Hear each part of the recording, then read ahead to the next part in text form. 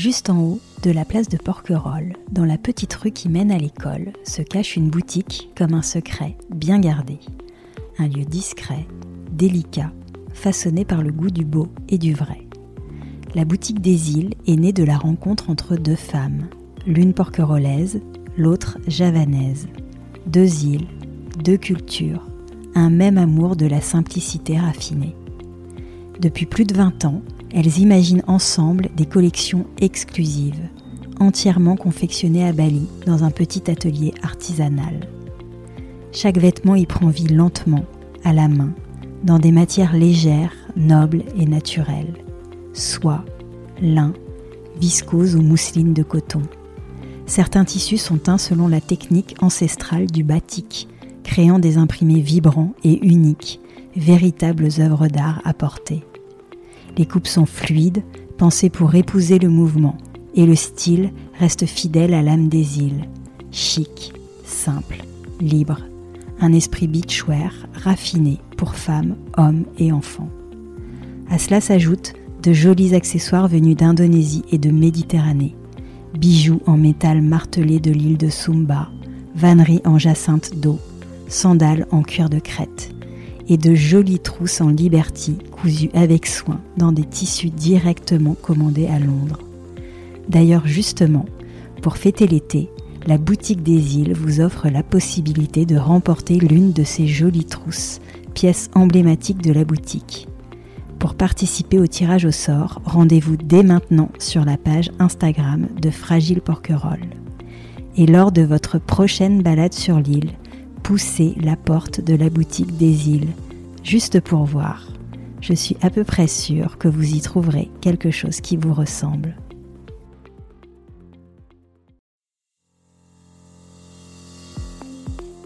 Cette semaine, on poursuit notre découverte du Levant, petite sœur lumineuse et rebelle de Porquerolles et Porquerolles. Les médecins André et Gaston d'Urville, initiateurs du naturisme en France, créent le domaine d'Héliopolis en 1932. Ils résument ainsi l'esprit de l'île. Héliopolis doit être une simple cité rustique où les amateurs de soleil viendront dans le calme d'une nature splendide, se reposer des fatigues de la civilisation artificielle des villes, en passant des vacances simples et saines, avec le seul luxe d'un idéal élevé et le seul souci d'une santé robuste. Tu vas voir, le Levant c'est différent, m'avait-on dit avant que je pose un pied ici. J'ai d'abord pensé à une jolie formule, puis de séjour en rencontre j'ai pu approcher la singularité de ce lieu. Qui mieux que ses habitants pour lever le voile en douceur sur cette île minérale et solaire, décrite comme une terre de liberté et de tolérance. Alors si vous vous demandez si pour vivre au Levant il faut nécessairement être naturiste, vous aurez peut-être la réponse dans cet épisode en écoutant Christophe et Brigitte Chevalier. Bonjour Christophe et Brigitte. Vous êtes tous les deux originaires de la région, Brigitte de Hyères et Carqueiranne et Christophe de la presqu'île de Gien où vous avez grandi. Après une brillante carrière dans la marine marchande, une vie faite de voyages que vous avez passé ensemble, puisque Brigitte, je crois, vous avez eu la possibilité de naviguer aux côtés de votre mari. Vous avez décidé de poser vos valises en 2004, c'est ça ? Sur l'île du Levant, où vous vivez désormais à l'année. Vous y exercez comme pêcheur, seul pêcheur de l'île à exercer toute l'année, activité que vous exercez en couple aussi. Pour commencer, Christophe, pour nous aider à comprendre ce lien si particulier que vous avez avec la mer, est-ce que vous pourriez me parler un peu de votre jeunesse arbanaise, où vous avez grandi et dans quel cadre ? Alors mon père était un de ces médecins lyonnais qui sont venus travailler, faire une partie de leur internat à l'hôpital René-Sabran. Il est revenu s'installer en 53 comme médecin, il était pédiatre, il est revenu s'installer à Hyères et il tenait avec ma mère la pouponnière qui est maintenant une partie de l'hôtel Provençal en bord de mer au-dessus du port du Niel. Et on habitait là. Et donc je suis né à Hyères en 53, un peu après qu'il se soit installé. Et donc j'ai grandi juste au-dessus du port du Niel. Et à partir de l'âge de 10-12 ans, mais 12 ans c'est sûr, je passais tout mon temps de libre à travailler, enfin j'appelle ça travailler, mais j'étais pas payé, mais avec un pêcheur du Niel. Ça veut dire l'été pendant les vacances, mais aussi les week-ends quand mon père me laissait sortir, et donc toute l'année. et j'allais à la pêche et j'adorais ça. Donc j'ai passé de 12 ans à pratiquement l'âge du bac à une grande partie de mes vacances à pêcher. Donc c'est pas vos parents précisément qui vous ont inculqué ce goût pour la mer, c'est vous-même qui vous êtes dirigé spontanément. Mon père détestait la mer, maman aimait se baigner, mais mon père détestait la mer. Rien que de voir la presqu'île d'un peu loin, ça lui donnait le mal de mer. Très bien, vous aviez des frères et sœurs ? J'ai un frère qui vit dans la région et une sœur qui vit sur l'île d'Oléron, donc on est un peu lien de famille. Et qui ont eu ce même goût que vous pour... Pas du tout. Pas du non, tout. Non. Pas du tout. Donc c'est vraiment quelque chose que vous avez cultivé seul au contact des oui, pêcheurs. Je pense que on doit l'avoir en soi. Hein. Est-ce que vous savez très tôt que vous voulez faire carrière dans la marine marchande ? Non, alors on habite une région où ce que l'on voit le plus souvent, ce sont des bateaux militaires. Donc au départ, je voulais faire l'école navale. Je suis pas assez doué en maths, donc j'ai essayé, mais j'ai même pas passé le concours, bien sûr. Mais donc ça ne s'est pas fait, et je me suis rabattu ensuite sur la marine marchande. Qu'est-ce qui a déclenché cette vocation ? Le besoin de toute façon de vivre sur l'eau, sur la mer, la nécessité d'en faire un métier quand même. Donc je voyais guère que ça, que soit la marine nationale, soit la marine marchande. J'avais un cousin qui était dans la marine marchande. Voilà, bon, j'ai passé ce concours, j'ai fait cette école et j'ai fait une carrière sur des bateaux qui m'a beaucoup plu. J'ai beaucoup aimé naviguer, oui. De votre côté, Brigitte, à quoi ont ressemblé votre enfance et vos jeunes années à Carqueiranne ? Moi, j'ai 2 sœurs et j'ai vécu à Carqueiranne depuis toute petite. On a commencé à l'école de Carqueiranne et après on était pensionnaire à Toulon et on vivait une vie sans aucun problème de petites filles aimées par leurs parents. Et on a perdu notre père très tôt. Moi j'avais 12 ans et c'est notre mère qui nous a élevés du mieux qu'elle a pu. Est-ce que vous cultivez ce même goût très jeune pour la mer que Christophe, ou vous diriez que vous l'avez attrapé plus tardivement à son contact ? Non, le goût pour la mer, c'était on va se baigner, on va à la plage. Donc, j'ai fait de la voile, bon, je trouvais ça bien, mais c'était pas forcément la mer et l'eau. Voilà. De toute façon, j'ai jamais vraiment aimé me baigner. J'aime pas me baigner, quoi. C'est pas quelque chose qui est voilà. Et maintenant de moins en moins. Oui, donc vous êtes plutôt des gens sur la mer que dans l'eau. On parlera justement de votre lien précisément à la mer. Voilà. Vous avez fait des études? Non, je suis allée, j'ai passé mon bac et puis après je savais pas quoi faire, donc j'ai un peu traînaillé, un peu d'un côté, un peu de l'autre, et puis après j'ai rencontré Christophe, on s'est mariés et j'ai pas voilà. Et si j'avais fait des études, ce que je regrette, c'est de pas avoir fait une école hôtelière. Christophe, vous passez le concours de marine marchande en 73. Et que se passe-t-il ensuite? Vous démarrez tout de suite sur des longues traversées. Comment ça se passe? Alors, on fait des années de cours et entrecoupées de stages sur des bateaux. Donc, effectivement, dès le départ, le premier stage que j'ai fait, c'était sur un pétrolier de 200 000 tonnes où j'ai embarqué en Angleterre pour le Golfe Persique et retour sans pratiquement voir quoi que ce soit, à part le bateau. Et j'étais un peu jeune quand même pour me contenter d'un tas de ferraille pour le restant de ma vie, donc je suis ensuite allé naviguer sur des cargos beaucoup plus petits et surtout des bateaux qui faisaient des escales. Et donc je suis resté quelques années dans cette compagnie. Et petit à petit, d'abord vous apprenez votre métier, et puis on monte en grade. Et comme j'avais envie d'être celui qui décide sur le bateau le plus rapidement possible, j'ai décidé d'aller naviguer à l'étranger, où il y avait beaucoup plus de possibilités. Donc je suis d'abord allé en Tunisie pendant 4 ans sur des chimiquiers, ensuite dans diverses compagnies, ce qui m'a permis d'évoluer assez vite. Et vous vous rencontrez quand dans cette histoire tous les deux? Alors on se rencontre en 81. Oui, donc vous avez commencé déjà votre carrière, oui, Christophe. Voilà, on s'est mariés en 82, ça fait 40 ans cette année, n'est-ce pas? Et j'étais donc à ce moment-là, c'est à ce moment-là que j'ai commencé sur des bateaux tunisiens, et c'est à ce moment-là que Brigitte a commencé à embarquer avec moi. Elle avait déjà embarqué un petit peu avant. Alors là, par contre, j'étais sur des bateaux marocains. Donc, on a commencé à naviguer ensemble, ce qui représentait en gros 8 à 9 mois sur l'eau par an. Oui, c'est considérable. Comment c'est possible, Brigitte, que vous ayez pu naviguer avec Christophe? Comment ça s'est présenté? Est-ce que c'est quelque chose de courant ou pas? Non, j'étais seule. De toute façon, j'ai toujours été seule. Je pense que Christophe a dû demander à ses supérieurs s'il pouvait embarquer. En fait, ça posait pas de problème. S'il y a pas de femme à bord, pas d'épouse, ou c'est tout simplement parce que la plupart ont des enfants ou un métier ou les deux, et que ça permet pas d'avoir du temps libre pour ça. Alors, ça nous est arrivé de temps en temps, ce qui est une des épouses qui fasse un voyage, et ça nous arrivait par contre. En particulier dans les compagnies françaises, on faisait des tournées du Nord, mais ça remonte. Ce qu'on appelle les tournées du Nord, c'était plein d'escales en Europe, et généralement en Europe du Nord.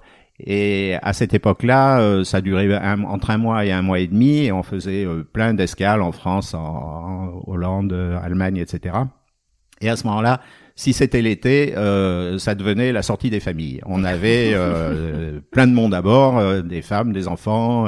C'était plutôt rigolo. Hein. Moi, quand j'ai commencé, c'était sur des bateaux où les équipages étaient à 99% bretons, et j'avais un peu de mal à comprendre tout le monde. Hein. J'ai pris un peu l'accent depuis. Alors Brigitte, du coup, en dehors des moments où vous avez la possibilité de naviguer peut-être avec d'autres familles, vous êtes la seule femme à bord, si je comprends bien. Comment se déroulait la vie à bord? Qu'est-ce que vous faisiez et comment cette cohabitation on peut quand même se demander, comment ça se passait pour vous? Est-ce que vous avez vécu des moments difficiles, peut-être parfois? Non, la plupart du temps, j'étais seule, de toute façon. Seule. Voilà, vraiment, il y a eu quelques moments où j'avais quelques épouses qui étaient là, avec qui on est devenus amis, mais sinon, la plupart du temps, j'étais seule. Et au début, je me faisais toute petite dans mon coin, j'observais un peu. Et discrète. Bon, les voyages étaient pas. Alors, il y a eu des moments où les voyages étaient agréables, avec des escales assez souvent. Et puis, il y a eu beaucoup de traversées au début. Il y a eu beaucoup de mer. J'aidais un peu Christophe. Je m'occupais un peu à ranger un peu. Je trouvais que la cabine n'était pas très belle, donc arranger un peu ceci, arranger un peu cela. Et puis après, petit à petit, avec les années, et quand Christophe restait plus souvent sur le même bateau, dans la même compagnie, je m'investissais un peu plus dans les commandes au niveau de la cuisine, tout ce qui était économa, quoi. Voilà. D'accord, la gestion un peu plus du linge, je m'occupais un peu, j'aidais. Vous avez trouvé votre place discrètement. Oui, sans aucun problème. Mais j'ai jamais eu aucun problème avec l'équipage. Non, jamais. Non, les gens ont toujours été très gentils et ça s'est toujours très très bien passé, quoi. Et ça a duré combien de temps, ces navigations ensemble? Elles ont duré combien d'années? Une vingtaine d'années. Oui, quand plus même. que ça d'ailleurs, parce qu'on habitait ici encore. Donc 9 mois de navigation, non, c'est ça? Alors il y a eu un moment, c'est à la fin des années 80, où on trouvait justement qu'on passait un peu trop de temps en mer. Et donc, on voulait faire autre chose. Donc, on avait sur le port d'Hyères ouvert un magasin où Brigitte faisait passer des cours de permis bateau. Faisait passer des permis bateau. Moi, je donnais des cours de navigation, et en même temps, j'avais repris le bateau de pêche sur lequel je travaillais au port du Niel quand j'étais gamin. Et alors ça, on faisait ça pendant 6 mois de l'année, et les 6 autres mois, on embarquait avec des contrats. Alors là, parfois des trucs un peu bizarres.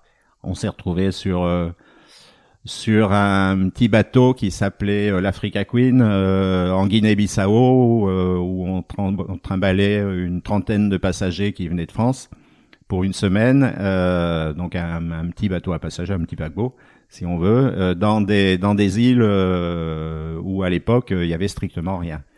Mais c'était assez amusant, hein. Mais ça nous permettait de passer que 6 mois en gros à naviguer, et on passait 6 mois ici à travailler, mais 6 mois quand même sur place. Donc on se faisait un peu moins de mer dans l'année que ce qu'on avait pu faire avant. C'était le bon équilibre pour vous. La navigation sur les navires marchands, nous sommes parmi les premiers à avoir été mondialisés. Donc il s'agissait de rentabiliser, ce qui est assez normal, les bateaux. Et donc les escales étaient de plus en plus courtes. C'est pas pour rien qu'on a inventé les conteneurs, hein. Donc on faisait de plus en plus de mer. On avait de moins en moins de possibilités de sortir, de profiter des pays. des équipages où on était à la fin seuls français, Brigitte et moi. Ça réduit quand même les échanges. Bien sûr, les on relations parlait sociales. anglais, mais l'anglais de cuisine pour les uns et pour les autres. Donc de toute façon, même si on a créé des liens avec ces gens, en particulier des Polonais ou des Croates avec qui on est resté amis, c'était quand même après limité dans les échanges et les relations humaines. Ouais. Voilà, donc il fallait quand même qu'on essaye de faire quelque chose d'autre avant de devenir complètement neurasthénique. Est-ce que vous avez des souvenirs marquants, des anecdotes de ces traversées? On pourrait en avoir plein, mais c'est ce qui peut paraître marquant pour nous, c'était la vie de tous les jours.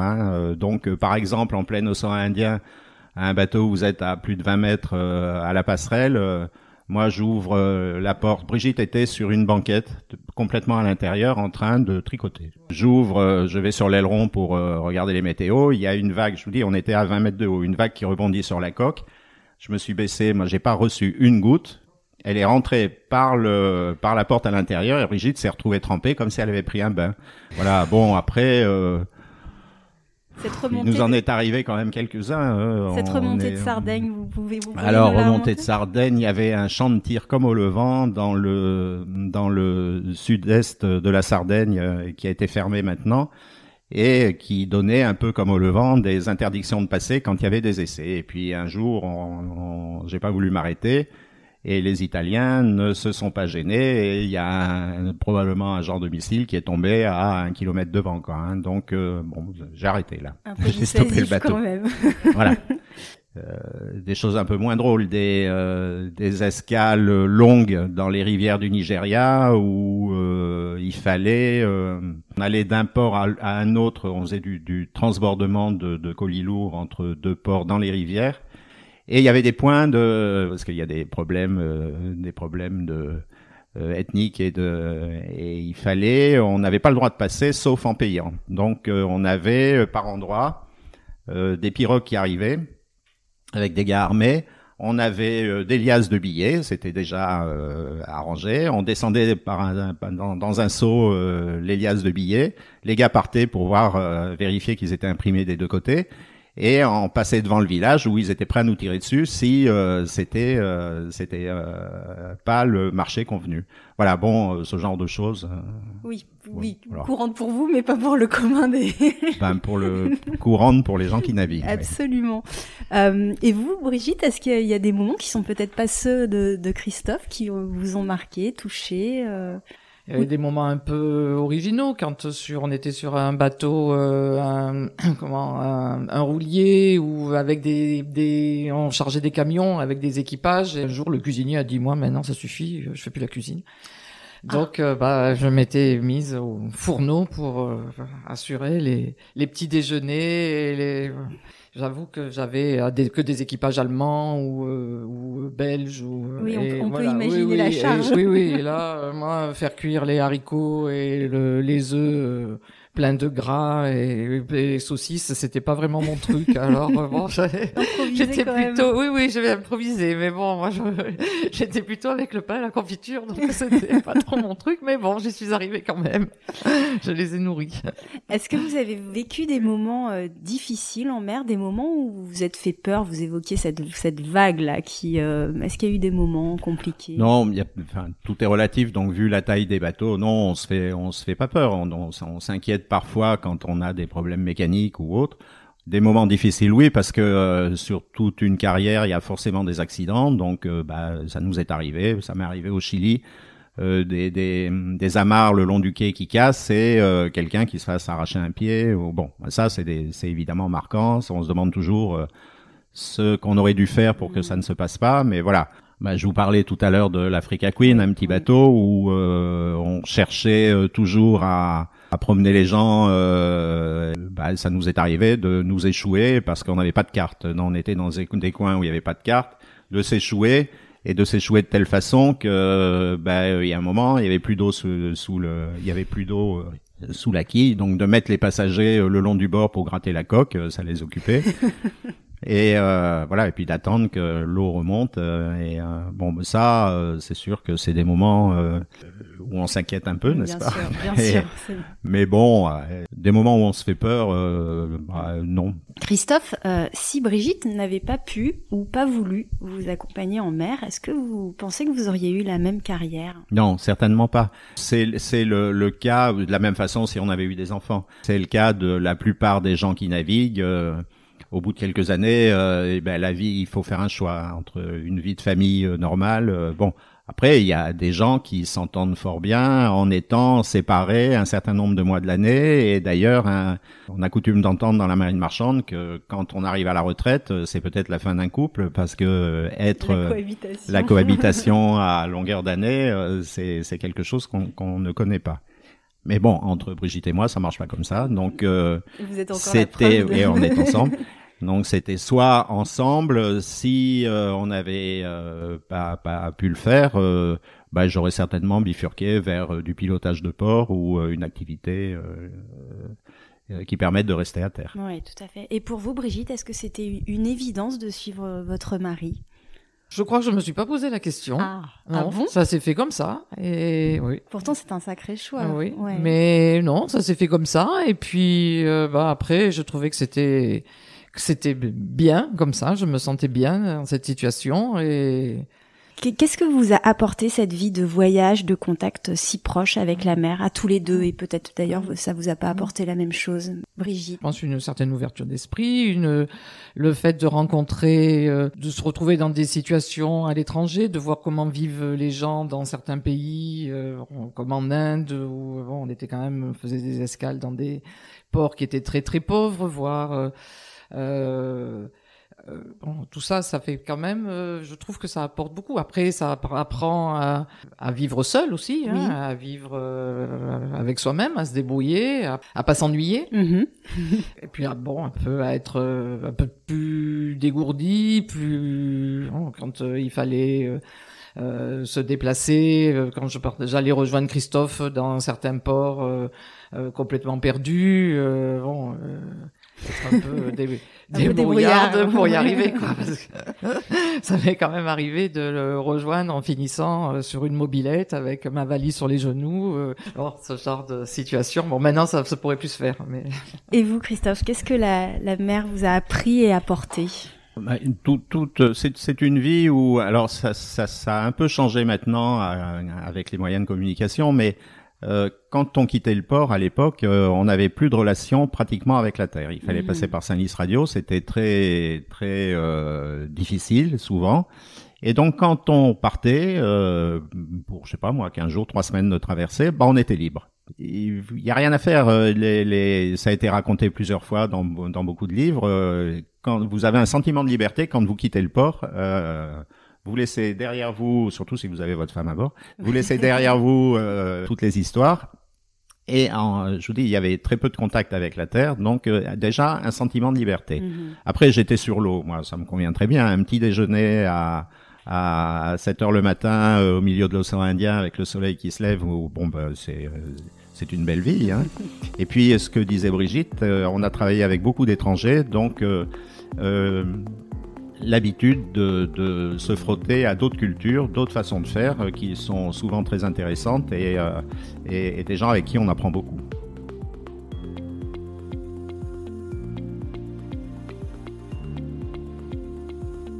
Et en quoi vous diriez que cette vie de mer, de voyage, a façonné l'homme que vous êtes aujourd'hui? Vous êtes tout seul, mais en même temps, si c'est vous qui commandez, vous êtes responsable de tout. Donc, je pense un sens des responsabilités, un sens, une habitude à prendre des décisions parce qu'il fallait bien les prendre, une facilité de contact. Alors ça, peut-être que certains vont sursauter, mais je pense que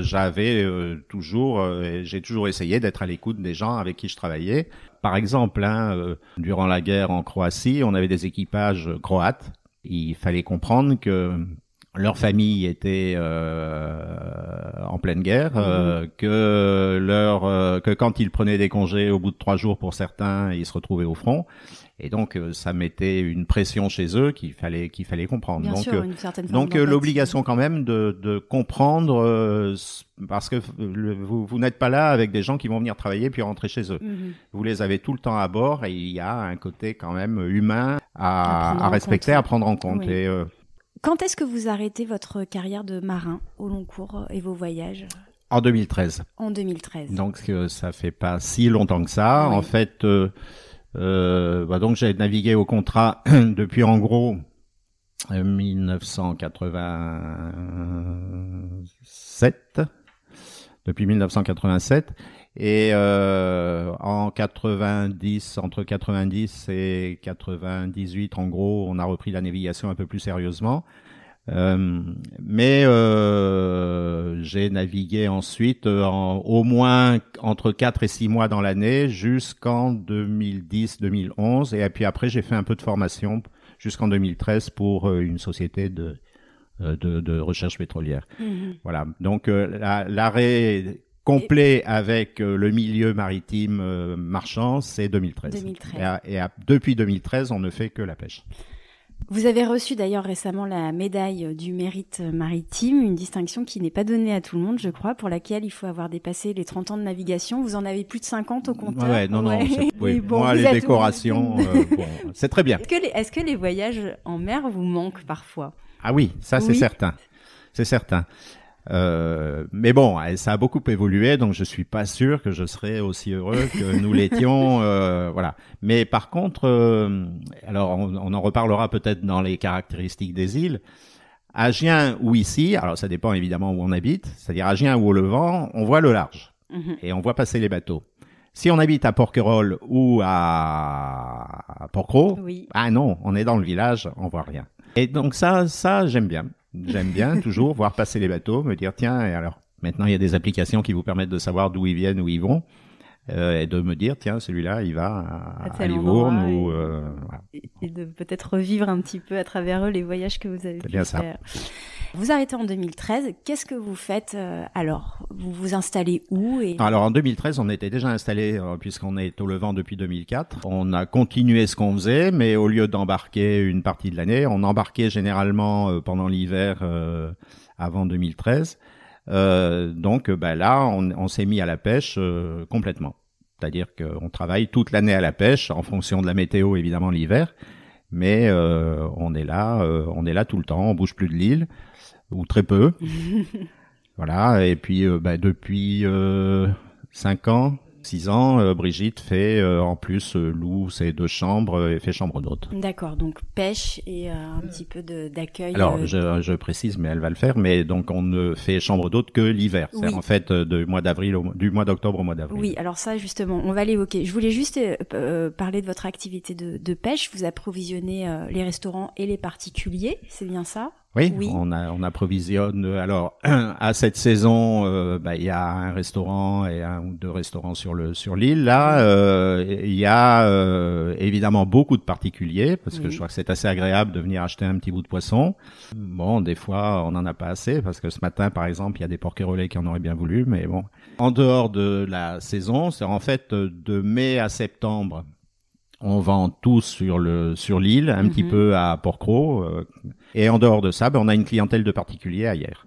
Pourquoi vous avez choisi l'île du Levant plutôt que la presqu'île de Gien ou Porquerolles ou Porquerolles, par exemple? On habitait Gien, on a un peu d'instabilité quand même. On aurait fort bien pu, effectivement, rester à Gien. On avait une maison à Gien. Il n'y avait pas la même vue, mais on avait une maison quand même qui n'était pas désagréable.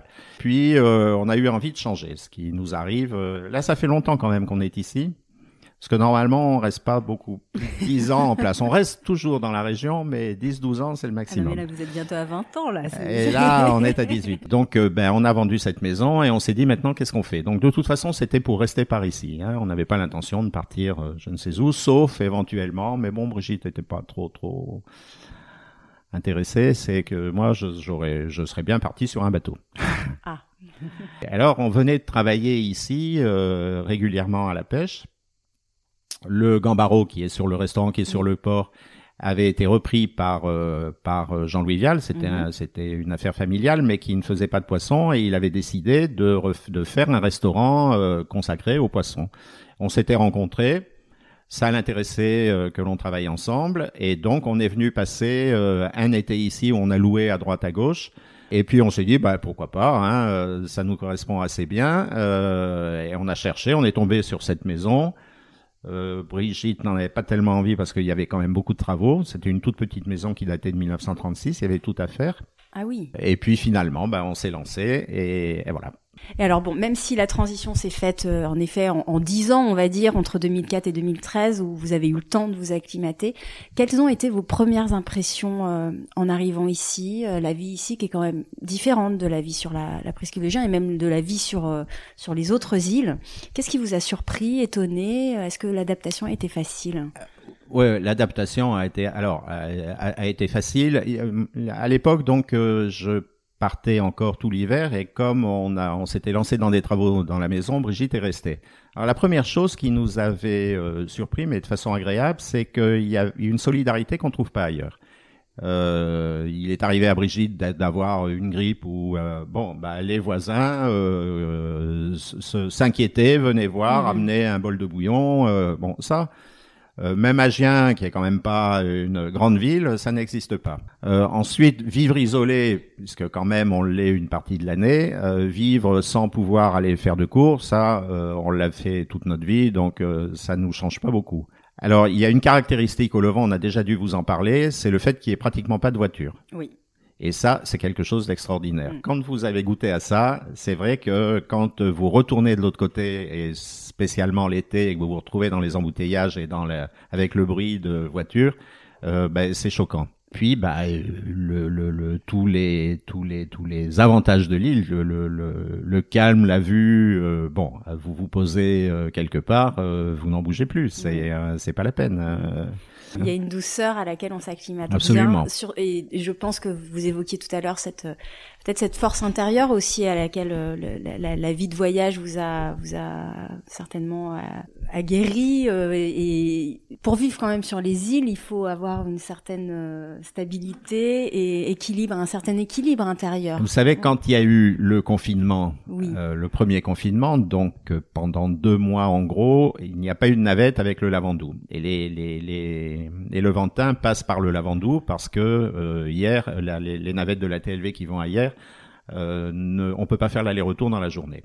Donc les gens avec leur voiture au Lavandou. Et il y avait des navettes pour Hyères qui servaient à l'approvisionnement, mais avec très peu de passagers. Il y a donc des gens qui, pour la première fois, n'ont pas pu partir une fois par semaine, comme ils le font depuis toujours. Pourtant, des gens qui habitaient là à l'année. Oui. Eh bien, c'est là qu'ils se sont sentis isolés. Ah. Ils l'ont très mal vécu. Et certains l'ont très mal vécu. Une certaine angoisse. Un peu d'angoisse, se dire comment peut-on vivre comme ça en fait le besoin de se dire non pas qu'ils en profitaient systématiquement, mais le savoir que de savoir que c'était possible, et là de ne plus pouvoir le faire, ça d'un seul coup et alors c'était assez amusant parce que certains qui avaient l'île, l'isolement, etc. à la bouche très facilement, on s'est rendu compte qu'il n'était pas c'est pas notre cas. Nous on re-signe demain pour un confinement. Et vous, Brigitte, cette adaptation sur l'île? Déjà, je trouvais que venir habiter sur une île, moi ça me paraissait extraordinaire, je trouvais ça trop bien. Et après, c'est le fait de prendre le bateau. Et les premières fois, chaque fois que je quittais le Lavandou, que j'étais sur le bateau, je disais, mais je rentre chez moi. Mm-hmm. Je prends le bateau pour rentrer chez moi, mais c'est extraordinaire, ça. Je trouvais ça incroyable. Il y a un certain exotisme. Ah oui, mais ça, chaque fois, ça me marquait en me disant, mais ça y est, tu prends le bateau je trouvais ça vraiment, tu vas habiter sur une île. Quand on est arrivé et qu'on rencontrait des gens, on échangeait nos prénoms, et on savait pas qui étaient les gens, d'où ils venaient, ce qu'ils faisaient. Alors que quand on était sur la presqu'île, quand on était invité à une soirée ou chez quelqu'un, tout de suite, et qu'est-ce que vous faites, dans quelle branche vous travaillez. Voilà. Ici, jamais. Et on connaissait les prénoms maintenant c'est un peu moins. Mais au départ, on connaissait des prénoms, mais on savait pas du tout ce qu'ils faisaient dans la vie.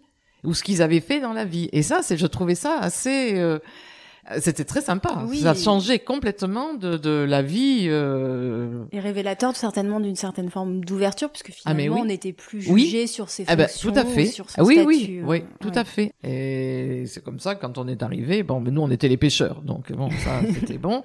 Mais après, bon, on avait un prénom, et puis c'était tout. Ça, c'était plutôt marquant. Christophe, vous vous êtes engagé au Conseil économique, social et culturel du Parc national de Porquerolles dans les années 2013, dès 2013 ou un peu après? Non, en 2013. En 2013, jusqu'à 2018, 2019? 6 ans, 2019. 2019, au moment de l'élaboration de la charte du Parc national. Quels sont les sujets sur lesquels vous avez travaillé? Tous. Tous, puisque on a passé en revue tout ce qui pouvait figurer dans la charte. Oui.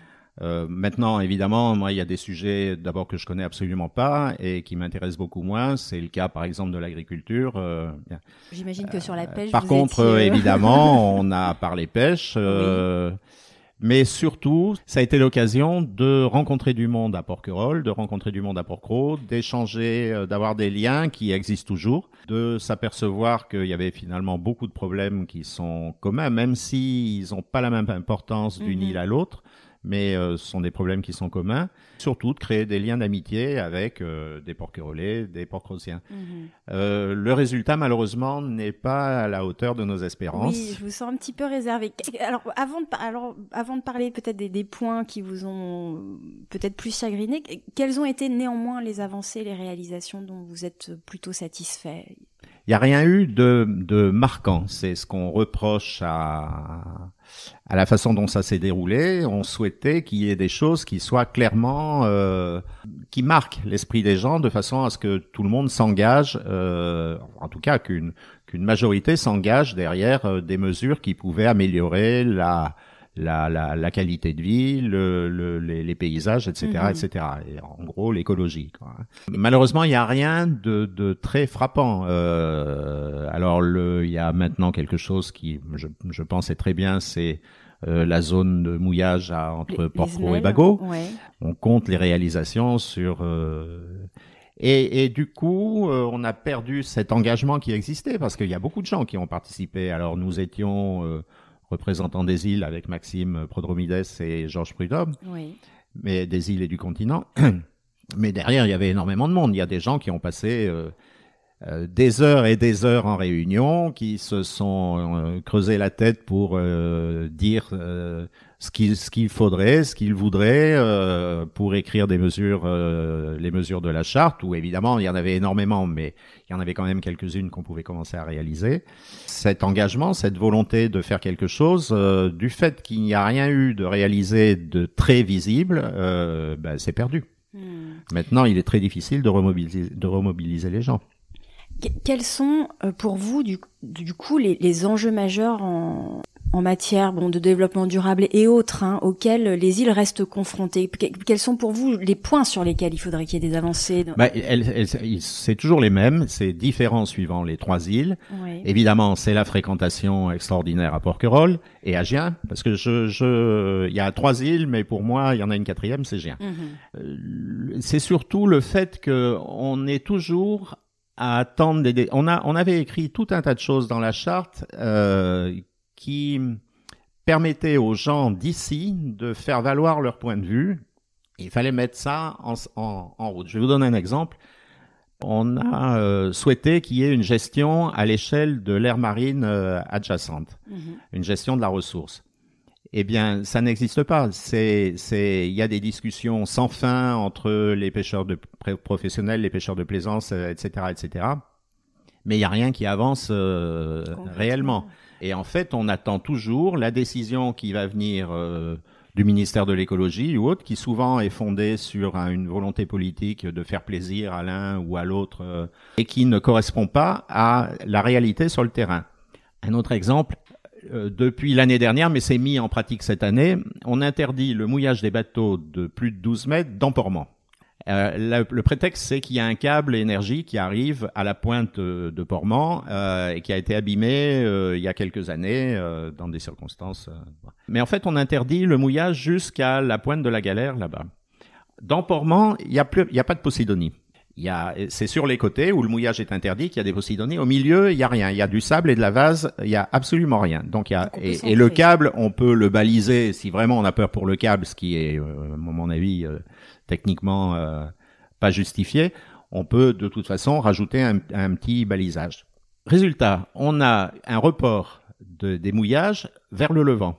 Des bateaux qui font plus de 12 mètres. Mais par contre, devant le levant, c'est plein de Posidonies. Donc c'est une stupidité. Le résultat est l'inverse de ce qu'on voudrait. Et ça, c'est parce que on ne va pas voir les gens qui connaissent le milieu, on peut répéter l'exemple dans tous les domaines. Bon. De votre côté, Brigitte, vous êtes membre active du CIL, le comité d'intérêt local. Quels sont les sujets importants et les enjeux majeurs auxquels l'île du Levant est confrontée aujourd'hui et dans les prochaines années ?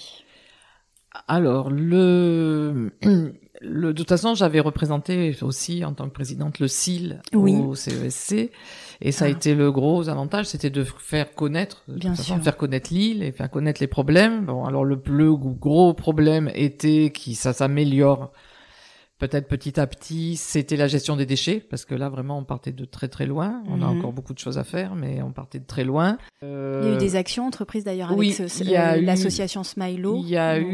Avec Smilo, il y a eu les déchets verts et il y a eu la plaquette qui a été mise en place, et il y a eu donc les broyeurs avec les déchets verts. On a le tri sur l'île que depuis 2017, je crois. Qui est pas, non, et ça faisait des années. Depuis 2008, de toute façon, je travaille je suis investi dans le CIL depuis 2008. D'accord. Et mon gros cheval de bataille, c'était la gestion des déchets. Voilà, la zone de déchets qui est pas du tout, qui est pas du tout aux normes, rien. Et les Levantins s'améliore un peu.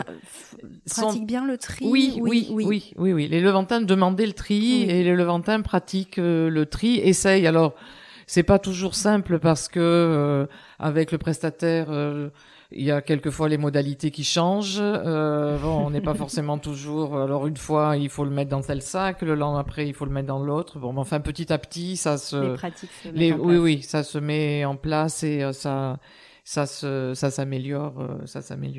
Donc les déchets en premier lieu. Oui, c'est surtout les déchets. Ensuite, moi je me suis plutôt attachée à ce qu'on ait des navettes. Oui. Parce que l'hiver, souvent, on a des navettes qui sont annulées. On n'a pas de bateau tous les jours pendant l'hiver, et il a fallu quand même essayer autant avec les îles d'Or qu'avec la TLV de voir quels sont les jours pour qu'il nous en reste un peu quand même. Et quand on s'est retrouvé avec le confinement, effectivement, plus personne pouvait aller chez le médecin, plus personne pouvait aller à la pharmacie. Et les services médicaux. Et les services médicaux, voilà. Donc on a mis, ça c'est le CIL, pris contact avec la pharmacie du Port d'Hyères, qui a été vraiment extra, qui vous livre régulièrement. Qui a proposé de livrer toutes les médicaments, qui a aidé parce qu'il a fallu transférer les données des pharmacies du Lavandou à Hyères. Donc ils ont fait ça assez facilement. Et après ils nous ont mis en rapport avec un médecin qui faisait de téléconsultation. Oui. Donc ça a été c'était pour moi le plus important. Le plus gros problème du confinement, qu'on n'appelle pas les pompiers chaque fois qu'on a un rhume, quoi. Et aujourd'hui, vous avez un médecin qui vient une fois par mois, en hiver, jusqu'à présent il n'y avait pas, et maintenant il y a un médecin qui est un médecin de Pierrefeu, je crois, ou enfin de l'arrière-pays, qui a un bateau et qui vient souvent à Port-Cros. D'accord. Et elle s'est proposée, elle est venue pendant les campagnes de vaccination, et elle vient maintenant, je crois, en été, je sais pas si c'est pas 2 jours par semaine, enfin, ça devient plus souple maintenant. Oui, d'accord. Voilà. Et vous parliez, Brigitte, de vie sur l'île l'hiver. L'école s'est arrêtée, je crois, sur l'île du Levant en 2007. Est-ce qu'il y a une volonté de remettre en place un système scolaire sur l'île ou pas, ou de mutualiser peut-être avec Port-Cros? On a réfléchi pour mutualiser avec Port-Cros. Comment faire en plein hiver pour amener les enfants à Port-Cros? Les jours de mauvais temps, qui est-ce qui va faire la navette? On peut pas les transporter sur un semi-rigide qui de toute façon pourra pas rester dans le port. Il avait été question aussi peut-être d'emmener les enfants du Levant et à Porquerolles, mais là encore, mais ça c'est même pas la peine, ça c'est même pas pensable. Non. Alors après, il y a des parents qui se sont dit peut-être qu'on pourrait essayer de faire une école de Montessori, faire un système comme ça. Pour l'instant, je crois que la plupart des enfants, des parents s'organisent et les enfants sont scolarisés sur la côte. Oui. Et c'est souvent des enfants de commerçants, donc ils travaillent pas pendant l'hiver. Et il y a juste le printemps ou l'automne où les parents essayent de s'organiser pour que les enfants soient sur la côte. Ça me semble pas du tout réalisable de réouvrir l'école. Maintenant, tant mieux si on ouvre l'école. Je garde un excellent souvenir. C'était pas du tout la même île en hiver quand l'école était ouverte. S'il y avait une vague de naissance. Oui, mais il y a des enfants là. On a de quoi on pourrait remplir une classe. Mais c'est pas à l'ordre du jour. Non, je pense pas que ça se fasse maintenant.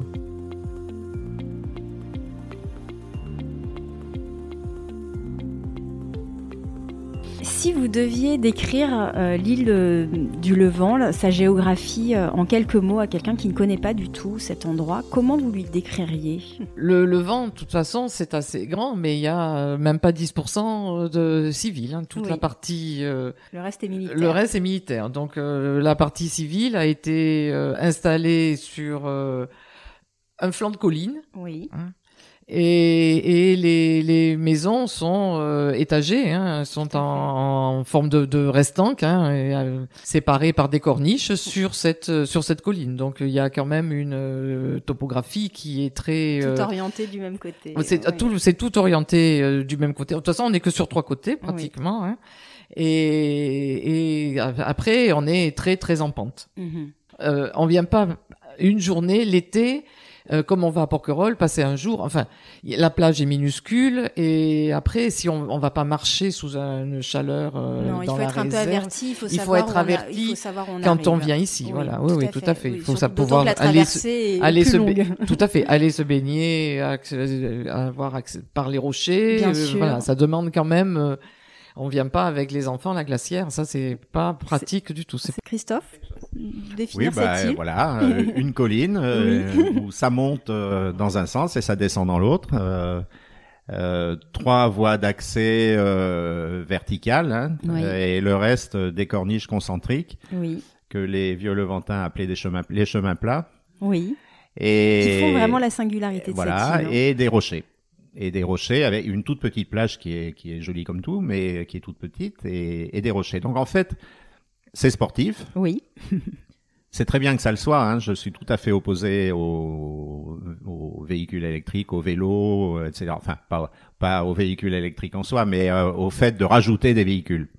Et c'est très bien, on marche. Moi, je vais de moins en moins souvent au village parce que ça monte trop, mais c'est ça, c'est la colline. La colline. La colline avec de temps en temps un point de vue. Vous marchez entre des haies, entre de la végétation ou des maisons, puis d'un seul coup, boum, vous avez une vue extraordinaire sur la Dame, sur la Gabinière, sur Bagot. C'est ça. Sur l'eau. Et d'ailleurs, quasiment toutes les maisons ont des vues extraordinaires puisqu'elles sont toutes exposées face à la mer. Et différentes, parce que plus vous montez, plus vous voyez. Et comme c'est en escalier, il n'y a pas de vis-à-vis. Donc oui, ça c'est vraiment une particularité. Est-ce que vous pourriez nous décrire un jour sur l'île ? À quoi ressemble une journée pour vous sur l'île, par exemple actuellement là ? Actuellement c'est simple. On se lève à 3h du matin. Ouais. On donne à manger aux chats parce que très important, les chats au Levant. Nous, on en a une petite dizaine, mais ça diminue parce qu'ils sont très vieux, les pauvres. Et une fois que ça c'est fait, on descend, on donne à manger aux chats sur la route. Là, il y a une maison où il faut donner à manger aux chats. Après, il y a les chats du port. Oui. Ensuite, on prend tout ce qu'il nous faut pour aller à la pêche, de la glace. Oui, il y a les canards aussi maintenant sur le port. On a des canards à nourrir. On prend ce qu'il nous faut à cette saison pour aller à la pêche, c'est-à-dire de la glace pour les langoustes et de la glace pour les poissons. À 3 heures, vous ne croisez personne en dehors des canards? Alors à 3 heures, on croise du monde. C'est un peu tôt pour la sortie de boîte de nuit, mais généralement on croise du monde. Des fois dans les fossés, mais à cette saison. hors saison, même si on commence à 5 heures ou autre, là, on croise personne. Ouais, ok. Voilà, puis on va travailler. Alors, à cette saison, c'est tout le tour du Levant et un petit peu Port-Cros. Oui. On rentre entre 10h et 11h. Là, on s'inquiète de voir qu'il y a la queue sur le quai parce qu'on n'a pas beaucoup de poissons.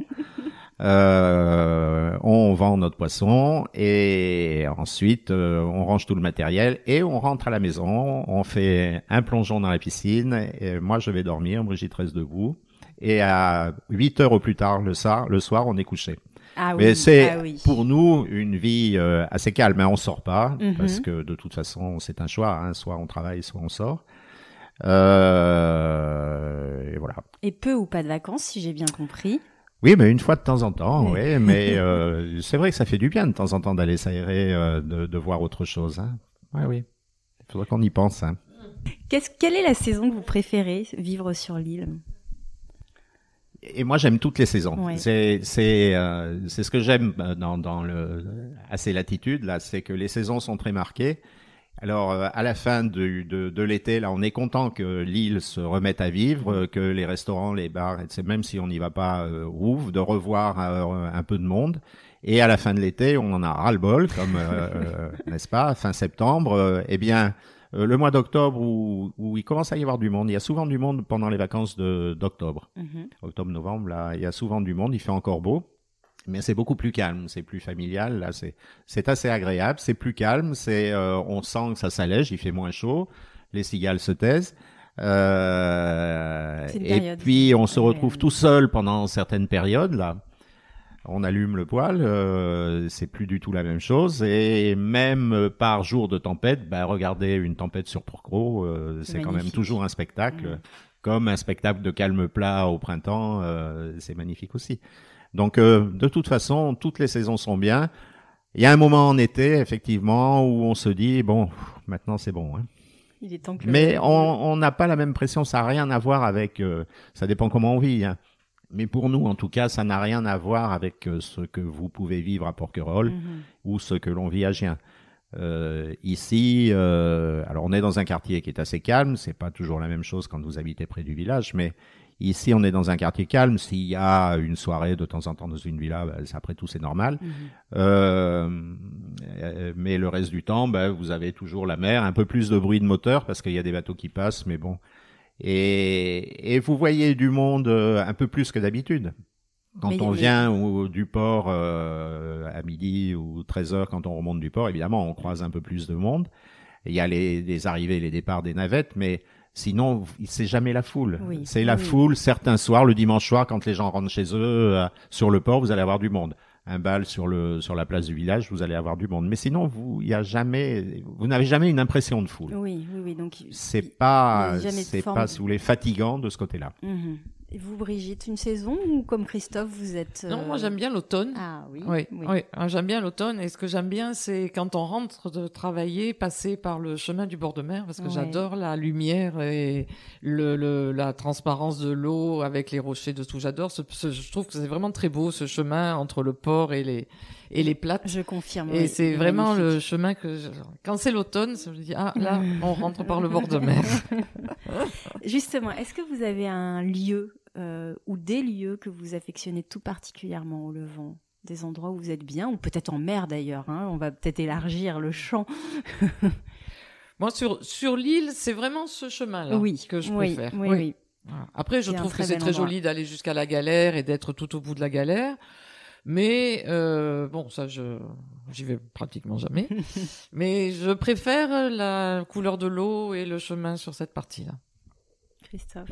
Moi, je vais vous promener d'ouest en est. Ouais. À Gien, c'est la jetée du port du Niel. Vous êtes assis sur la jetée du port du Niel, où quand j'étais gamin, tous les matins, on faisait griller du poisson, et vous regardez Ribot. Ouais. À Porquerolles, moi, c'est la plage noire. Je sais pas pourquoi, mais j'adore la plage noire. Cette espèce d'arrondi, là, naturel, là, c'est... À Port-Cros, est-ce que vous êtes déjà allé en haut du fort de l'Estissac, tout en haut, un jour de calme plat? J'y suis allée en hiver. Vous avez, mais ça peut être en hiver. Vous avez une vue absolument extraordinaire. Des tombantes, des collines avec les différences de vert suivant la lumière, suivant l'ombre. Oui. Et ici, ma terrasse, ça va très bien. Je confirme. Avec un chat sur les genoux et un livre, c'est bien. Je confirme, elle est magnifique cette terrasse. Est-ce que vous auriez un souvenir ou une anecdote marquante que vous avez vécue au Levant ou peut-être dans vos activités de pêche aux alentours, quelque chose, même si c'est un petit souvenir, quelque chose que vous vous dites, je l'aurais peut-être pas vécu ailleurs.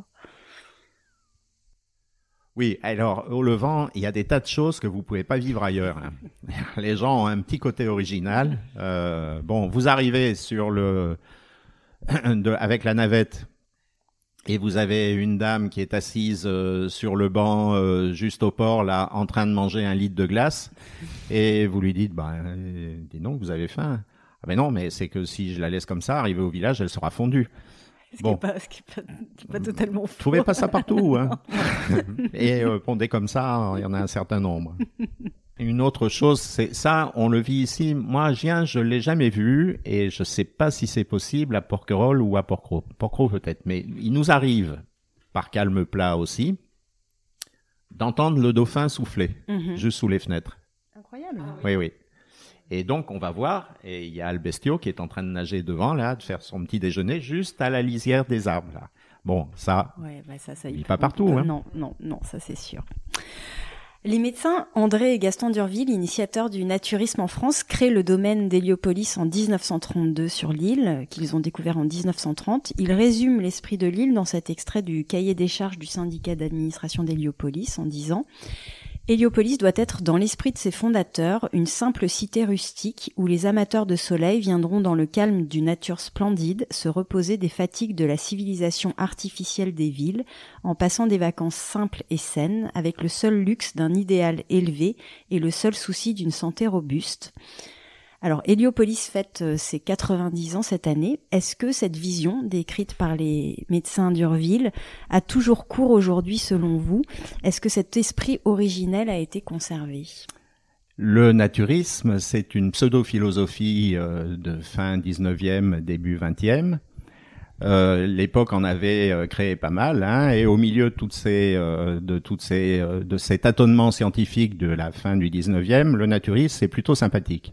Et vous vous dites, on va vivre de façon simple, on va vivre sans excès et on va être au soleil. Bon, le soleil, depuis, on sait que malheureusement, à haute dose, ça fait pas que du bien. Et pour le reste, c'est vrai que pourquoi pas. D'ailleurs, je ne sais pas si vous y êtes intéressé au cours de vos interviews, mais pour tout ce qui est de l'archipel, c'est une période entre, en gros, 1880 et 1930 extrêmement intéressante. Vous avez René Sabran qui est créé, et ça c'est parce que la zone est ensoleillée, hein, à Agen. Et au début, c'était pour soigner des tuberculeux, et il fallait du soleil. Et on venait en hiver. Vous avez Joseph Fournier qui s'installe à Porquerolles et qui change l'île considérablement. Vous avez Madame Henry qui s'installe là. Vous avez Vivienne de Watteville. C'est pas banal, hein. Une femme seule, et je sais pas s'il y en aurait beaucoup maintenant qui viendraient s'installer pendant 1 an sans véhicule, sans rien du tout à Port-Mort. Très moderne cette Vivienne. Et vous avez les frères d'Urville qui s'installent ici. Oui, vous avez raison. Entre 1900 et 1930, il s'en est passé des choses. Et oui, il s'en est passé, et tout n'est pas justifié par la Première Guerre mondiale, parce qu'il y a des choses qui se sont faites avant. Donc c'est une période assez intéressante. Et donc les frères d'Urville s'installent ici. Bon, donc en soi, l'idée de vivre simplement, c'est ce qui est résumé dans l'article 1, c'est très bien. Qu'est-ce qui reste 90 ans après? Une seule chose, la nudité. Il n'y a plus que ça qui compte. Il y a encore des gens qui vivent de façon, ils sont plus très nombreux. Une vie simple quand même? Une vie simple, il y en a encore quelques-uns. Oui, il y en a encore quelques-uns qui sont pas tout jeunes généralement et qui vivent de façon assez simple. Mais enfin, ça devient l'exception et qui confirme la règle. La règle, c'est que les gens sont là en vacances ou pour investir. Ces dernières années, c'est le cas. L'idée que vous vivez avec la nature, ça a totalement disparu. Et donc, il reste des choses qui sont très bien et des choses qui sont très mauvaises du naturisme. Dans les choses mauvaises, c'est le fait que certains ont transformé le naturisme en religion. Vous avez tous les codes d'une religion. Vous avez, d'abord, on a des saints, hein, des saints ACNT. Hein. J'ai bien compris. On a Saint Dédé et Saint Gaston, là, d'Urville. Leur tête en plâtre trône l'un pour l'un dans la montée de l'Égade et pour l'autre au village. Imaginez à Porquerolles, à l'entrée du village, le buste de Joseph Fournier devant lequel chacun s'inclinerait en passant. Et à part ça, comme dans toutes les religions, on a quand même des gens qui sont assez tartuffes, n'est-ce pas? Parce que chacun met en avant le naturisme. Bon, un tel va vider sa piscine qui fait 60 mètres cubes 3 fois par an, alors qu'on court après l'eau sous prétexte qu'il y a 3 grains de poussière au fond. Un deuxième va balancer ses gravailles, y compris de l'amiante, dans la première poubelle venue. Ah oui, mais le Levant, je vous le dis, c'est le seul endroit au monde où se balader à poil vous absout de tous vos péchés. Bon, vous répondez à ma question en creux, Christophe, sur votre rapport au naturisme. Est-ce que c'est pas difficile de vivre au Levant en n'étant pas naturiste? Non, pas du tout, pas du tout. Il faut évidemment pas être gêné par les gens qui sont nus, mais c'est absolument pas difficile. Et j'en reviens, j'avais pas terminé aux choses qui sont bien. Les choses qui sont bien, c'est que finalement, le naturisme, contrairement à ce que certains croient, je ne veux pas l'éradiquer de l'île. Le naturisme fait partie de l'île. D'ailleurs, on l'avait dit dans la charte, c'est un élément culturel de l'île, et d'ailleurs, je trouve que ça apporte une originalité, des choses qu'on trouve pas ailleurs. Absolument. Oui. Et particulièrement, il y a des gens qui passent des vacances ici, et souvent on se dit avec Brigitte, mais si on avait connu un endroit pareil, on aurait bien voulu pouvoir passer des vacances comme ça, où vous avez pas de voiture, où vous marchez, où vous n'avez pas les vélos, etc., où le cadre est extraordinaire. On vit sans stress ici tout de même, hein. Et donc, vous connaissez personne, vous venez passer des vacances ici, je pense que c'est très agréable, c'est très sympathique, et ça se ressent aussi sur l'approche des gens qui, on le voit très bien, nous, quand on vend du poisson, hein, le premier jour, les gens sont toujours un peu stressés, est-ce que je vais avoir mon morceau de poisson? Ouais. Le lendemain, relax. C'est un endroit extrêmement dépaysant, toutes les îles le sont. Mais je pense que le Levant particulièrement, parce que vous avez l'originalité du naturiste, l'originalité de la topographie de l'île, etc. Le fait qu'il n'y ait pas de voiture, encore une fois. La plupart des Levantins sont naturistes ou pas? Pratiquement tous les Levantins sont naturistes, oui. Et pour vous, Brigitte, le fait de ne pas être naturiste, est-ce que ça pose une difficulté ou pas? Ça se passe de façon très très naturelle. Oui, ça me pose pas du tout comme problème. Mais effectivement, moi, si on commence à m'obliger à faire quelque chose, il en est pas question. Et voilà. Et après, ça me gêne pas du tout parce que de toute façon, j'irai pas me baigner. Voilà. Ça, c'est une particularité quand même, parce que vous avez quand même navigué toute votre vie, vous êtes en mer une grande partie de votre journée aujourd'hui. Néanmoins, vous êtes sur la mer, mais la mer, j'ai l'impression, s'y baigner, c'est pas une pratique, qui vous est familière et que vous affectionnez tout particulièrement. Et en plus, je déteste être arrosée quand je suis quand il fait mauvais, qu'il y a des embruns, je déteste ça. Est-ce que vous avez vu une évolution dans la pratique du naturisme depuis votre arrivée? Non, dans la pratique en soi, nous, on n'a pas vu d'évolution. C'est la clientèle, certainement, qui a changé. Quand on est arrivé, ça fait donc 18 ans, il y avait encore pas mal de gens qui maintenant ont quitté l'île parce que on peut pas vieillir sur l'île. Mais non, c'est très difficile. Vous n'avez donc pas de services médicaux, vous n'avez pas de navette régulièrement. Donc, il vous arrive un problème, une urgence, ça c'est pas grave. Enfin, je veux dire, c'est pas grave. Vous allez être évacué d'une façon ou d'une autre. Mais vous avez des soins à long, c'est beaucoup plus difficile. Vous avez du mal à marcher, c'est très difficile selon où vous habitez. Et donc, il y a tout un tas de gens qui maintenant ont quitté l'île et qu'on a connus, qui vivaient le naturisme de façon plus, je pense, plus sereine. Bon, ils avaient toujours connu l'île comme ça. Pour eux, c'était normal d'être nus, c'était normal dans leur jardin, c'était normal mais sans agressivité, sans esprit de clan. Sans extravagance. Être nu, il y a quelques dérives. On les nie parce que sinon ça serait dire du mal de l'île. Mais à mon avis, on a tort. Et il faut regarder les choses en face. Mais ça fait partie du comportement normal des gens et il suffit d'avoir la volonté de ne pas le tolérer, c'est tout. Hein.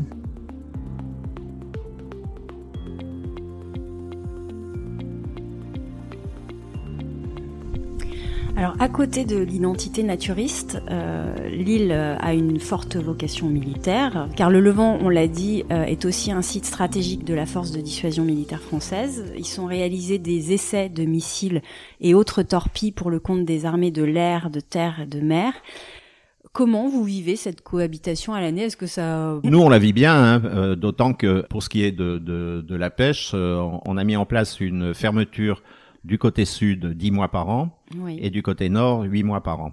Mais donc en juillet et août pour le côté sud ou de juin à septembre du côté nord, on a le droit d'aller de faire tout le tour de l'île, d'aller travailler, y compris à terre. On ne doit pas s'approcher normalement à moins de 5 mètres. S'il y a un paradoxe, il n'y a pas de temps entre Héliopolis et la zone militaire qu'entre Port-Cros et la zone militaire. Parce que vous avez là 2 services qui dépendent de l'État, Oui. avec un budget beaucoup plus conséquent du côté DGA que du côté Parc National, mais avec un but et surtout des résultats totalement opposés. Mhm. Vous essayez de préserver l'environnement, de faire quelque chose de tout à fait préservé et d'ailleurs de tout à fait remarquable à Port-Cros. Et en même temps, vous allez tirer des missiles, et on a beau nous dire que ce sont des missiles tout à fait verts, c'est quand même une pollution énorme. Et tout ça à quelques kilomètres de distance. Oui, donc le paradoxe, c'est pour moi, il est là. Hein. Oui, c'est intéressant en effet. Est-ce que vous entendez les essais quand ils sont réalisés? Oui, on en entend. Les missiles, ça fait pas beaucoup de bruit. Les hélicoptères, pas trop, parce que des fois, ils passent juste devant, mais pas trop, parce que généralement, ils sont dans l'est de l'île. Quand il y a des essais de tir, c'est des bateaux qui s'entraînent des coups de canon, ça on les entend bien, mais c'est assez rare. Pour ma part, je trouve pas ça gênant. Non. Est-ce que vous êtes déjà rendu en zone militaire Oui, souvent on nous a promenés, on Bien n'est sûr, pas en bien liberté, sûr. mais on y est allé souvent, on y va moins, les rapports se sont un peu distendus. Moi, j'y suis allé très récemment parce qu'il y avait une réunion de pêcheurs. On a encore fait tout le tour de l'île, ce qui nous a permis de croiser une quantité de sangliers pas possible. Je regrette qu'il n'y ait pas plus de connexion, par exemple au niveau assainissement, au niveau eau, au niveau... il y a des tas de choses à faire. Il y avait des tas de choses à faire. Bon, assainissement, c'est bien simple. Eux, ils sont en train de faire une STEP, une zone de traitement. Et l'été, ils sont pas là, où il y a très peu de monde.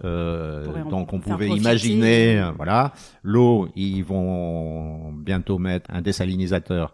Il y a tout un tas de choses comme ça où il est malheureux qu'on ait loupé le coche et qu'on n'ait pas plus de relations pour traiter les problèmes qui sont très difficiles à traiter dans notre zone minuscule. Sur l'insularité, on dit souvent que la vie insulaire, elle fascine autant qu'elle peut effrayer. Qu'est-ce qui fait selon vous sa particularité? Peut-être en termes d'espace, de temporalité, de vie en communauté. Vous en avez déjà un peu parlé, hein, cette solidarité dont vous avez parlé.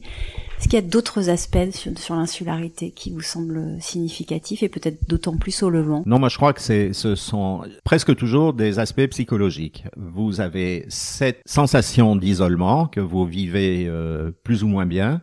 Le fait que, par exemple, il n'y ait pas de médecin, certains peuvent pas vivre avec ça. Mmh.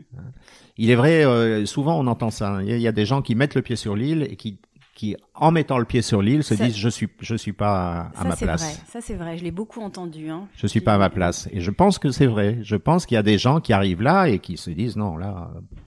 Il y a quelque chose qui me manque, je sais pas quoi, mais il y a quelque chose qui manque. Une forme on parlait tout à l'heure d'angoisse. Je pense qu'il y a des personnes qui ici doivent se sentir soit prisonniers. Voilà. Si l'on réfléchit bien, on est à une demi-heure du Lavandou. Bon, je dis du Lavandou parce que c'est ce qu'il y a de plus pratique pour nous. On est à un quart d'heure de vol en hélicoptère du 1er août, etc., etc. On a tout ce qu'il faut sur l'île comme approvisionnement. Donc en fait, tout ça c'est psychologique. Absolument, Christophe. Mais vous qui trouviez courant vos expériences qui ne le sont pas pour le commun des continentaux, peut-être que en effet pour vous ici tout est simple, et pour quelqu'un qui ne connaît pas du tout l'insularité.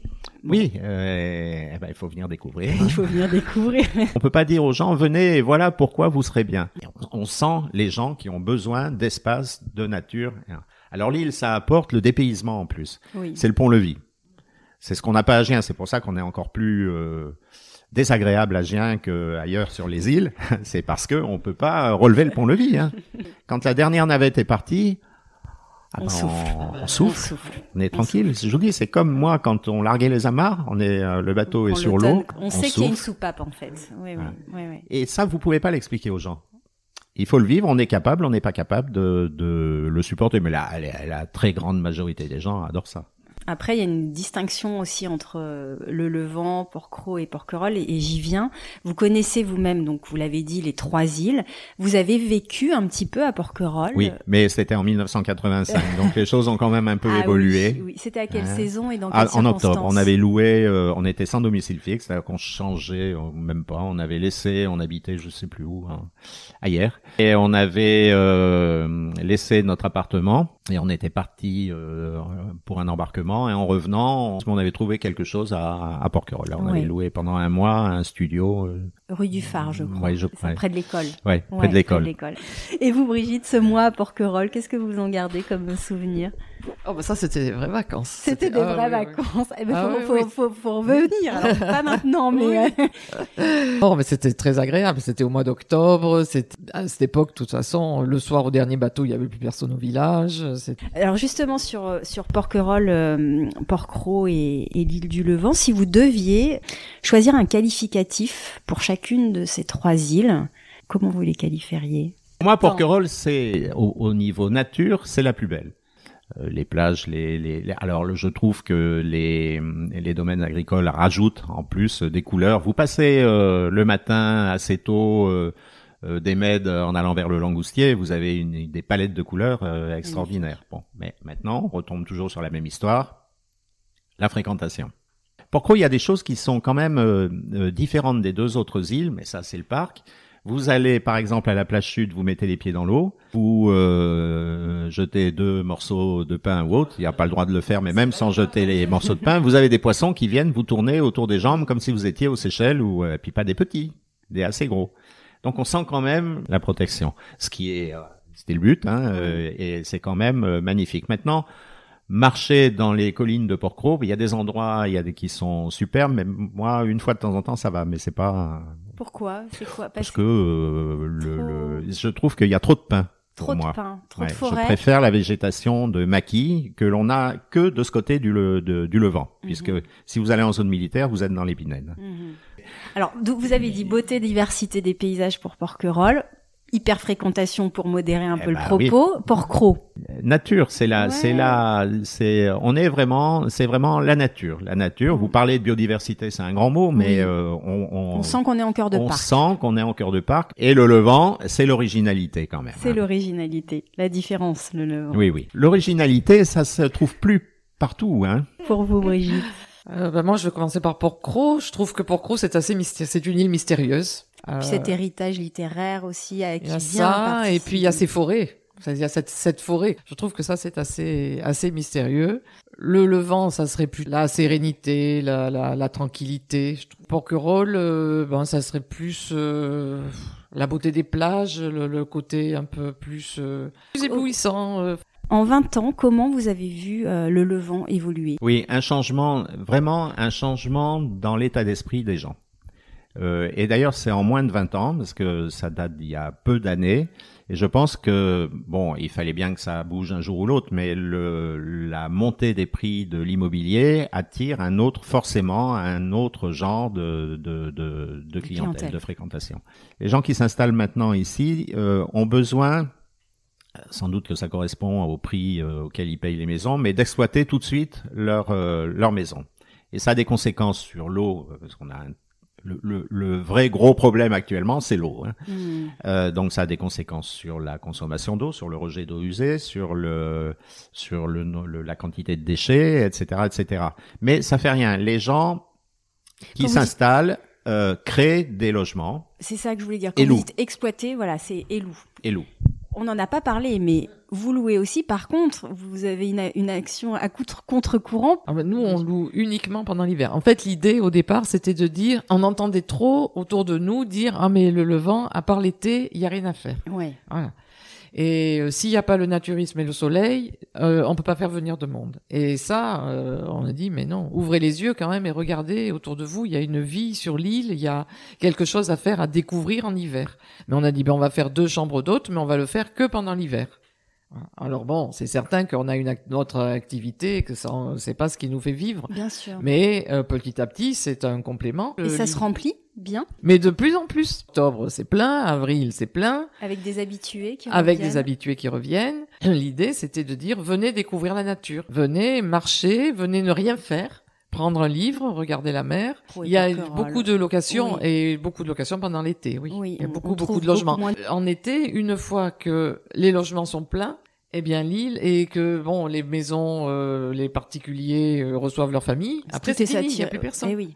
Quelle est votre définition du Levantin? Bon, je crois que c'est quelqu'un comme les autres qui accepte l'originalité de l'île. Ce que je souhaiterais un peu plus chez les Levantins, c'est un peu plus qu'ils ouvrent un peu plus les yeux sur l'extérieur. Si vous demandez à tous les Levantins lequel est allé, combien sont allés au fort de la Vigie, le fort de la Vigie, on le Juste voit en juste face. là. Ouais. Eh bien, vous verrez qu'il y en a assez peu. Mais enfin, c'est vrai aussi chez les Porquerolais, c'est vrai. Tous, Mais c'est mais- dommage parce que je trouve quand même que, bon, c'est un peu plus difficile avec Porquerolles parce que Porquerolles est loin, mais Porquerolles Oui. et le Levant ont une complémentarité évidente. Mais sinon, le Levantin, à mon avis, pour être Levantin, faut être naturiste. Ah, C'est quand plus même. facile. C'est plus Ah ben, moi, je suis facile. arbanais, moi. Et vous, Brigitte, le Levantin? Des gens qui sont quand même très à l'écoute quand même du problème des autres. On va pas laisser quelqu'un qui a des problèmes seul se dépatouiller. La solidarité quand même, je trouve, est très très importante. Quand vous êtes loin de l'île, que vous pensez au Levant, quelle est la première image qui vous vient à l'esprit? On a des soucis, nous. Quand on pense au Levant et qu'on est loin, c'est d'abord qui est-ce qui nourrit les chats. Pensez à vos chats. Eh oui. Eh oui. C'est très pragmatique. Oui. Ah il faut l'être, parce que c'est un gros souci, moi je vous le dis. Hein. Bon, et vous, Brigitte, est-ce qu'il n'y a s'en pas une occupe. image un peu plus poétique de l'île quand La vous vue, êtes... la vue de votre d'ici. terrasse. Oui, la vue de la terrasse, qui est oui, oui. absolument Oui, oui. splendide. Ah oui. Un son peut-être aussi. Les oiseaux, les cigales et le silence l'hiver ici. Une odeur. Alors si, quand on passe sur le chemin en printemps, alors Oui. bon, quand on passe à côté des pittosporums, on dit tiens, là ça y est, regarde, ça sent bon, ou à côté du romarin, voilà, des odeurs qui, en fonction de la saison, que l'on retrouve comme ça, oui. On ressent plus ce genre de choses quand on est en mer. Ouais. Quand on est en mer la nuit, là, il nous arrive de poser les filets puis d'arrêter le moteur. Souvent, quand pour les rougets, on attend qu'il fasse jour. Et là, vous allez entendre du bruit. Vous allez entendre les poissons chassés. On se dit tiens, ça c'est tel poisson, ça c'est. Vous entendez les oiseaux qui se réveillent au jour. Vous sentez pour peu qu'il est. Vous sentez les différences de température suivant où vous êtes. Ah oui. Il y a vous passez devant des criques où ça se rafraîchit d'un seul coup. Et là, vous savez où vous êtes sans même regarder à Donc la l'extérieur. nuit, les sens sont aiguisés. Et l'odeur, les odeurs, c'est l'histoire d'Astérix en Corse. C'est quand il pleut, mais évidemment il pleut de plus en plus rarement, l'odeur de la terre. Mais c'est la même chose à Porquerolles. Oui, Le exactement. langoustier, au langoustier, c'est quand il pleut.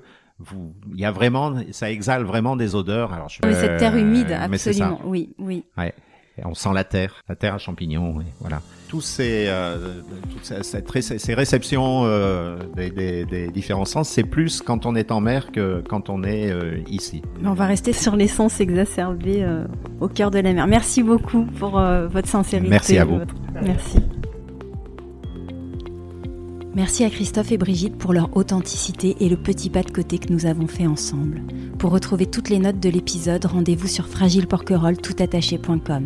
Si ce n'est pas déjà fait, vous pouvez toujours vous abonner au podcast Fragile sur Apple Podcast, Deezer, Spotify ou toute autre plateforme d'écoute. Cela vous permettra d'être notifié des nouveaux épisodes tous les 15 jours.